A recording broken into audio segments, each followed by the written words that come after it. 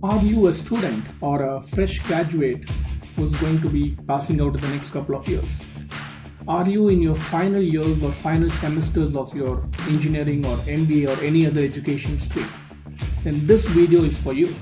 There is a lot of buzz around about students and people asking me what is really meant by future-proofing your career, right? So how can someone future-proof their career, right? And in this video, I'm going to be talking about what do you really mean by future-proofing your career. So my name is Shyam. I'm a hyper-growth career coach and the founder of Job Readiness Hub. So what is really meant by future-proofing your career? Can someone really future-proof your career? If you approach your career strategically, trust me, you will have a much better result. And this video is very important for you at this stage of your life, because this is when youth talents take their first step to become a corporate ready workforce or to become a future ready workforce, right? So do you also understand what is that organizations today are looking at while hiring youth talents like you for their tomorrow's workforce? Probably keep it short and classify this term with 3 scenarios. That is what I mean by future-proofing your career. So the first scenario is when there are more number of roles and they are on demand and you enter such a role, then you are future-proofing your career.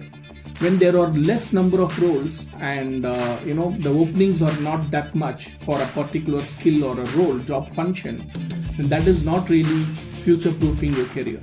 That's the first scenario. So you need to really understand where is the demand and then prepare yourself to position yourself as a youth talent.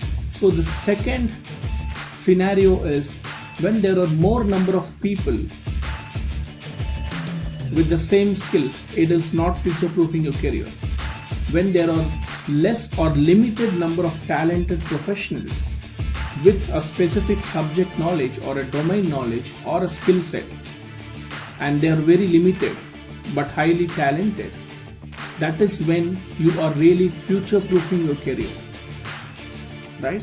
When there are more number of people with the same skill set, same programming skills or same job function who's doing HR, recruiting, sales, whatsoever, different varied functions. I'm not only talking about technology here or programming in specific.